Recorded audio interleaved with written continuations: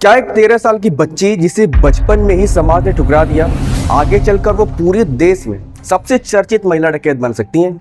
आखिर किन हालातों ने एक साधारण लड़की को बंदूक उठाने पर मजबूर कर दिया और कैसे वही महिला बाद में सांसद बनी? ये कहानी है फूलन देवी की, एक ऐसी कहानी जिसमें दर्द है, बगावत है, राजनीति है और आज भी जारी बहस है।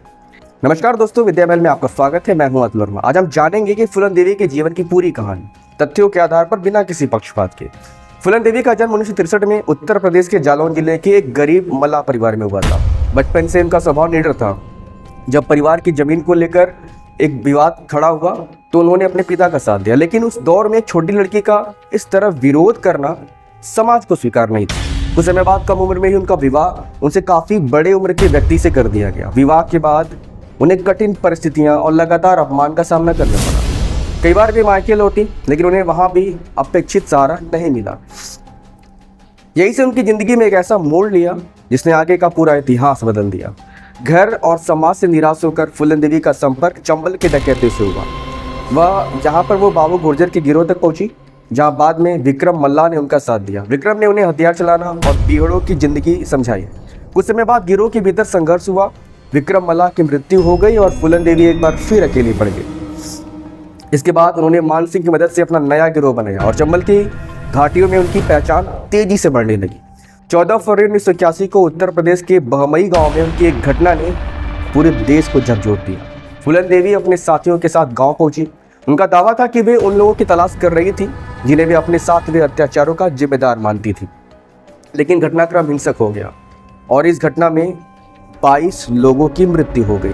इस घटना के बाद पूरे देश में हड़कंप मच गया। सरकार पर भारी दबाव पड़ा। पुलिस ने बड़े स्तर पर अभियान शुरू किया और फूलन देवी देश की सबसे चर्चित, वांछित अपराधियों में शामिल हो गई। लगातार पुलिस पर कार्रवाई के बीच आखिरकार बातचीत का रास्ता निकला। 13 फरवरी 1983 को मध्य प्रदेश में हजारों लोगों की मौजूदगी में फूलन देवी ने अपना आत्मसमर्पण किया। उन्होंने लगभग 11 वर्ष तक जेल में बिताए। 1994 में उनके खिलाफ कई मामलों को वापस लेने का फैसला हुआ। उसके बाद वे राजनीति में आई। 1996 में समाजवादी पार्टी के टिकट पर मिर्जापुर से लोकसभा का चुनाव जीतकर सांसद बनी। ये शायद भारतीय राजनीति की सबसे असाधारण कहानियों में से एक थी, जहां एक पूर्व डकैत संसद तक पहुंची। 25 जुलाई 2001 को दिल्ली स्थित उनके आवास के बाहर अज्ञात हमलावरों ने उन पर गोलीबारी की, जिसमें उनकी मृत्यु हो गई। बाद में शेर सिंह राणा ने पुलिस के सामने आत्मसमर्पण किया और इस हत्या की जिम्मेदारी लेते हुए कहा कि उसने इसे बमई कांड का बदला मानकर अंजाम दिया है।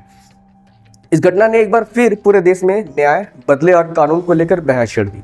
फूलन देवी की कहानी केवल एक व्यक्ति की कहानी नहीं है। ये गरीबी, जातीय भेदभाव, बाल विवाह, महिलाओं के अधिकार, अपराध, न्याय व्यवस्था और राजनीति जैसे कई बड़े मुद्दे हैं। कई सवाल हमारे सामने रखती है। कुछ लोग उन्हें अत्याचारों के खिलाफ खड़ी हुई महिला मानते हैं, जबकि कुछ लोग उन्हें गंभीर अपराधों के लिए जिम्मेदार मानते हैं। इतिहास में उनकी पहचान आज भी बहस का विषय है। आपकी क्या राय है? क्या फूलन देवी एक पीड़ित थी, एक अपराधी थी, या फिर दोनों थी? अपनी राय कमेंट में हमें जरूर बताइएगा। अगर आपको यह वीडियो जानकारीपूर्ण लगा हो तो वीडियो को लाइक करें, शेयर करें और विद्या महल को जरूर सब्सक्राइब करें। धन्यवाद। मिलते हैं अगली वीडियो में, तब तक के लिए जय हिंद।